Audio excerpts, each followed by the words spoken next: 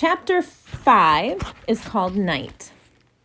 Officers moved among the men and told them what every man knew was a lie, told them they'd done well, had stood up to rebel fire and given it back.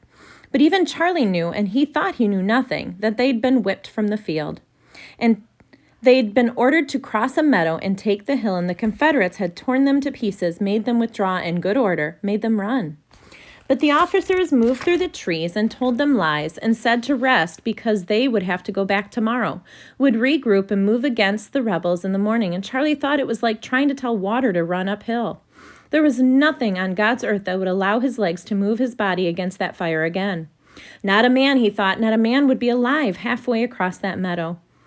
He lay by a tree and watched fireflies move over the battlefield.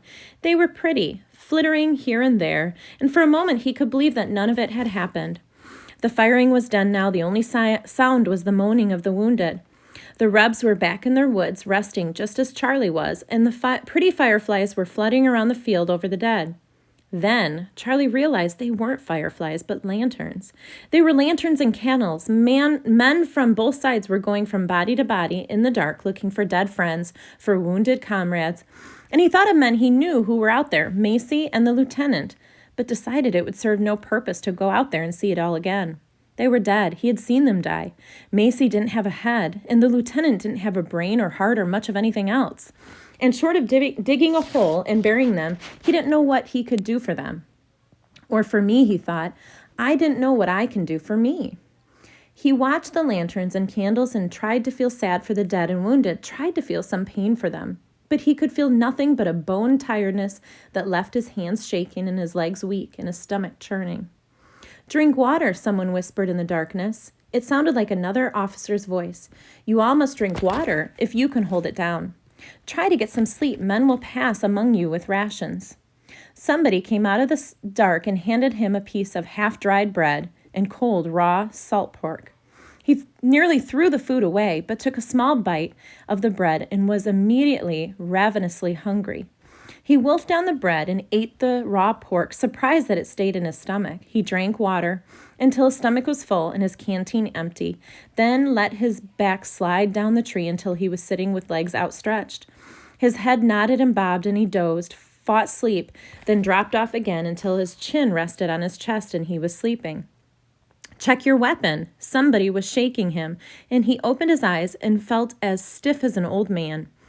It seemed just moments had passed, but he raised his head and saw a faint grayness in the east.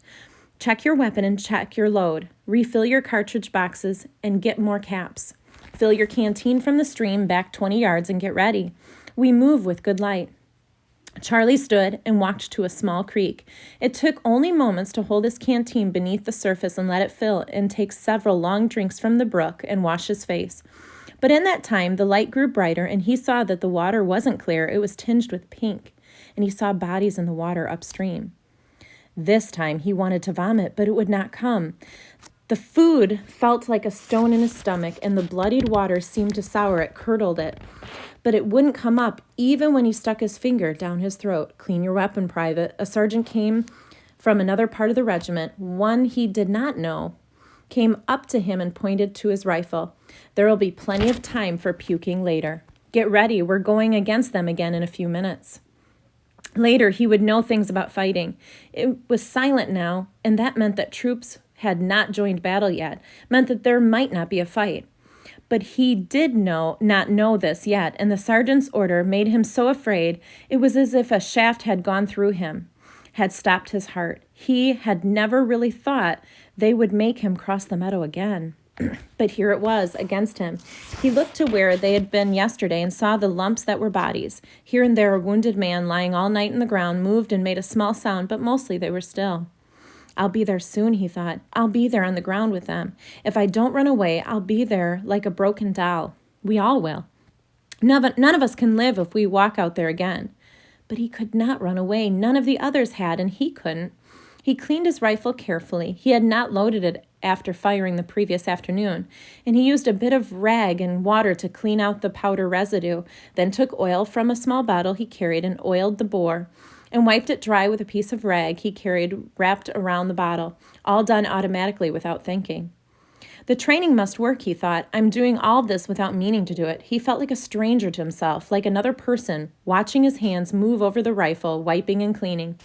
When it was clean, he snapped 3 caps of the nipple to burn any oil out of the nipple hole, then took a cartridge from his cartridge box, bit the end of the paper off, poured the powder down the bore, slid the bullet down on top of it, and pushed it into place with the ramrod. When the bullet was seated, he cocked the hammer, pinched a cap so it would stay wedged in the nipple, and eased the hammer down to half cock, ready. For a moment there was nothing to do, so he started to sit by the tree again, but then the sergeants came. Everybody form line of battle, out here, form on me. And Charlie's legs moved again, carried him out, and he hated them for it, but they worked and took him into the grass to stand with all the other men who still lived. Form on me, in a line of battle right here. A sergeant he did not know was pointing with an officer's saber to where they stood still. They should stand. The men moved as told, stood in their line, and Charlie stood with them. Fix bayonets. Charlie pulled the bayonet from the scabbard at his side and locked it on the muzzle of his rifle. Another delay. It was a clear morning, no clouds, the sun just up, and he could see other units forming. How could they, he thought? How could they just form and stand there waiting for it after yesterday? How could I? It had all started this way yesterday. March out and form up. Except that yesterday there were congressmen and their families on the hills coming out from Washington in buggies to picnic and watch the battle. And hadn't they got more than they bargained for? All those petticoats flying and the cartridges rocking along as they found that rebel shells did not care if they were a soldier or a civilian. The Union troops had marched the same as today and formed into the same line of battle, and then the Rebs had brought the fire and steel of God down on them. Forward! The sergeant turned and started marching across the field just as he had done yesterday, heading for the piles of dead men they'd left yesterday, walking in a measured pace, and the men followed, their rifles held at port arms ready to be raised. Watch the trees, the sergeant yelled. Keep your eyes on the trees. That, Charlie thought, was the most unnecessary command he had ever heard. Charlie couldn't keep his eyes off the trees. His mind, his breath, his very being watched the trees. The trees were his death would come from. They walked in line across the meadow through their own dead from the day before. Charlie tried not to look down at them, but couldn't help it and found that they all looked alike. He could not identify men he'd known for months. They were all bloated, pushed out against their uniforms. Clouds of flies were planting eggs on the wounded openings and eyes and mouths of the bodies. The smell was sweet, cloying, and the smell of blood and dirt and decaying flesh, the smell of death. They had uniforms on, red flannel shirts, so he knew they were all Minnesota men, but the dead all looked alike, broken, like broken toys or dolls. The troops were through the dead now, still walking past the smell. There, he thought, he saw movement in the trees, 100 yards, now 99, 98, every step a yard. Another step, another, men stepping next to him. There, some rustling leaves. He was sure of it, movement. They'd open fire soon. Any second, it would come from the trees. The snarl and smoke and death would come from the trees, from the leaves. Any second, now, now, now. Why don't they shoot? What are they waiting for? Every breath his last, every sound his last, every sight his last, it would come now. God, oh God, now. It did not come. They walked in line to the rebel earthworks and found the enemy gone. The Rebs had pulled out during the night, left food on the fires, water in pails, just left it all. Charlie studied the earthworks, logs stacked up with dirt piled in front, and small ledges for the men to stand on and shoot without exposure more than their heads. We could have shot at them for years and never hit them, Charlie thought. We could have died shooting at them and never touched them. He took a deep breath and let it out, his first whole breath since they had started walking across the meadow, and looked down and was shocked to see that he'd wet himself. Across the meadow, he thought, he must have done it then, walking through the bodies. Maybe then. He couldn't remember doing it, could only remember the fear. It stopped his breath, made him almost want to die, and it must have been then. He started to hide himself, turn away, but he saw that he was not alone, for several other men had